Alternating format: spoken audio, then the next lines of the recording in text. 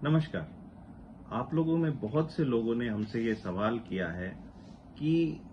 नए ग्राहक सुरक्षा कानून 2019 और पुराने ग्राहक सुरक्षा कानून 1986 के बीच में क्या अंतर है, इसके बारे में एक डिस्कशन हमें करना चाहिए।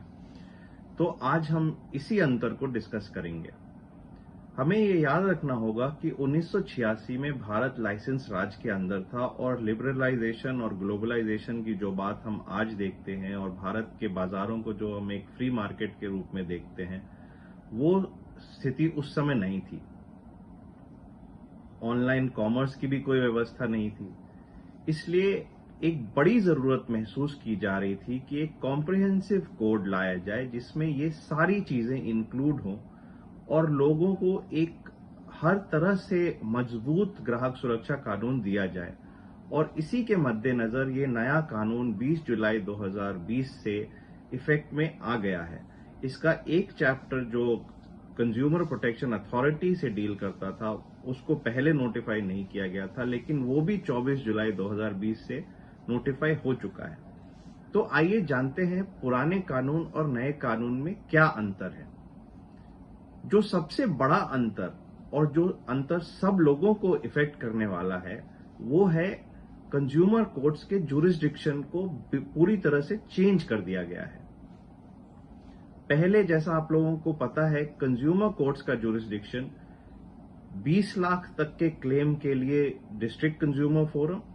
20 लाख से 1 करोड़ तक के क्लेम के लिए स्टेट कंज्यूमर कमीशंस और 1 करोड़ के ऊपर के क्लेम के लिए national consumer dispute redressal commission के पास था। ये जुरिस्डिक्शन लोगों ने जो क्लेम फाइल किया है उस क्लेम की वैल्यू के अनुसार डिसाइड किया जाता था। जैसे मान लीजिए आपने अगर अपना घर 1 करोड़ का घर खरीदा है, तो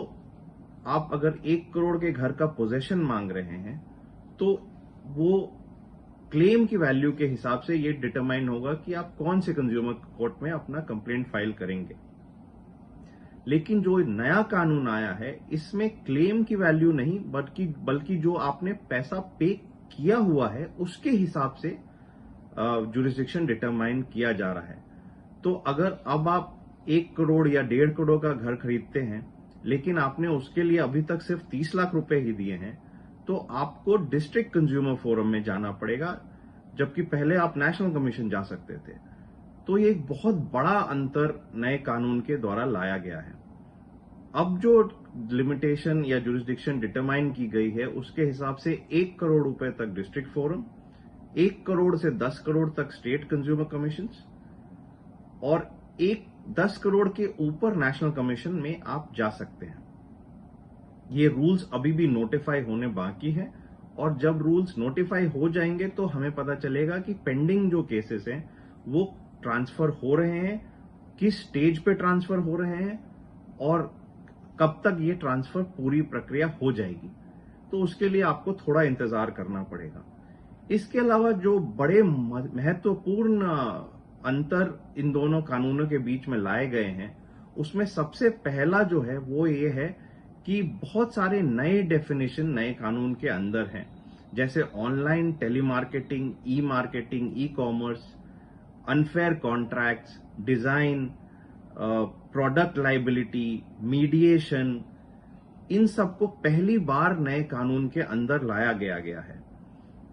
एडवर्टाइजमेंट का भी एक डेफिनेशन दिया गया है और एडवर्टाइजर्स को पहली बार लायबल बनाया गया है कि अगर वो कोई गलत एडवर्टाइजमेंट देते हैं तो उनके खिलाफ एक्शन भी लिया जा सकता है। इसके अलावा प्रोडक्ट लाइबिलिटी के लिए भी लोगों को जिम्मेदार बनाने के लिए प्रोविजंस किया गया है और अगर किसी प्रोडक्ट से किसी कंज्यूमर को कोई हानि या हार्म होता है तो वो उसके लिए कॉम्पनसेशन भी मांग सकते हैं। कंज्यूमर राइट्स पहली बार स्पेसिफिकली एक्सेप्ट किए गए हैं कि कुछ कंज्यूमर राइट्स कंज्यूमर्स के पास इनहेरेंटली हैं और इनमें protection, information, assurance, right to be heard, redressal का राइट और अवेयरनेस का राइट लिखित रूप से माना गया है। पहले कंज्यूमर केसेस फाइल करने के लिए जो लिमिटेशन की अवधि थी वो 2 साल थी उसको चेंज करके अब 2 साल के बाद भी अगर कोई केस फाइल करना चाहता है तो वो कोर्ट से कंडोनेशन ऑफ डिले का मांग सकता है, और अगर उनके पास सफिशिएंट कॉज होगा तो कोर्ट के पास पावर है कि वो ये डिले कंडोन कर सकते हैं। साथ ही फाइलिंग जो पहले सिर्फ उन जगहों पे की जा सकती थी जहां या तो कॉज ऑफ एक्शन हुआ हो, या फिर जहां पे जिसके खिलाफ आप केस फाइल कर रहे हैं वो उसका ऑफिस हो या उसका फैक्ट्री हो या वो रहता हो, उसको चेंज करके अब उन सब जगहों को भी इंक्लूड किया गया है जहां कंप्लेनेंट रहता है। तो चाहे आपका क्लेम भले ही किसी कंपनी के खिलाफ दिल्ली या नोएडा या लखनऊ में हुआ हो और आप बॉम्बे या किसी बैंगलोर में रहते हो, तो आप उस जगह उस शहर के भी कंज्यूमर फोरम में केस कर सकते हैं। इसके अलावा डिस्ट्रिक्ट फोरम और कंज्यूमर स्टेट कमीशंस और को भी पहली बार रिव्यू का राइट दिया गया है। आपको पता है कि पहले जब केसेस एक्स पार्टे डिसमिस हो जाते थे तो आपको एक अपील फाइल करनी पड़ती थी, क्योंकि उनके पास कोई भी राइट रिव्यू का राइट नहीं था या अपने ऑर्डर को वापस लेने का राइट नहीं था। वो राइट पहली बार इन कोर्ट्स को दिया गया है। इसके साथ ही मीडिएशन को कानूनी तौर पे मान्यता दी गई है, और ये कहा गया है कि हर कंज्यूमर कोर्ट कोशिश करेगा कि जो मामला है वो मीडिएशन से आपसी सहमति से सुलझ जाए, और उसके लिए एक पूरा चैप्टर 5 नए कानून में इंट्रोड्यूस किया गया है, जिसमें कहा गया है कि कोर्ट जो भी कोई भी कंप्लेंट उनके सामने आता है उसको मीडिएशन के लिए रेफर कर सकते हैं। इसके अलावा अगर कोई substantial question of law involve है तो नेशनल कमीशन को सेकेंड अपील की भी पावर दी गई है, जो कि पहले नहीं थी। पहले सिर्फ डिस्ट्रिक्ट कमीशन या डिस्ट्रिक्ट फोरम के ऑर्डर्स के खिलाफ आप स्टेट कमीशन में पहली बार अपील फाइल कर सकते थे, और फिर आपको रिवीजन पिटीशन फाइल करना पड़ता था, जो कि एक बहुत लिमिटेड प्रक्रिया होती थी। अब सेकेंड अपील का राइट पहली बार दिया गया है। इसके साथ ही कंज्यूमर कोर्ट्स को यह भी राइट दिया गया है कि वो अगर उनके सामने कोई कॉन्ट्रैक्ट आता है जो बहुत गलत है या वन साइडेड है या किसी कंज्यूमर के खिलाफ है, तो उसको चेंज करने के लिए डायरेक्शंस दे सकते हैं, या ये भी डिक्लेयर कर सकते हैं कि वो कॉन्ट्रैक्ट बाइंडिंग नहीं होगा, ये नल एंड वॉइड होगा। इस कानून में पहली बार, क्योंकि अभी हम देख रहे हैं कि इलेक्ट्रॉनिक या टेक्नोलॉजी में काफी सुधार हो गया है, तो पहली बार कंज्यूमर की मदद करने के लिए ये प्रावधान किया गया है कि कंज्यूमर कंप्लेंट्स इलेक्ट्रॉनिकली ऑनलाइन भी फाइल किए जा सकते हैं, और हियरिंग भी वीडियो कॉन्फ्रेंसिंग से हो सकती है। तो ये एक बहुत बड़ा अंतर इस कानून के द्वारा लाया गया है। ई कॉमर्स पे बहुत ज्यादा जोर दिया गया है, क्योंकि आज का मार्केट सब ई कॉमर्स पे चल रहा है। तो ई कॉमर्स को कंट्रोल करने के लिए पहली बार ई कॉमर्स को डिफाइन किया गया है। ई कॉमर्स को रेगुलेट करने के लिए रूल्स बनाने की पावर दी गई है, और आप सबको ये बता दूं कि 23 जुलाई 2020 से सेंट्रल गवर्नमेंट ने ई कॉमर्स रूल लागू भी कर दिए हैं, जिसके अंदर ई कॉमर्स वेबसाइट्स को अपने in house grievance officers appoint करने होंगे, और आपका कोई भी ग्रीवांस है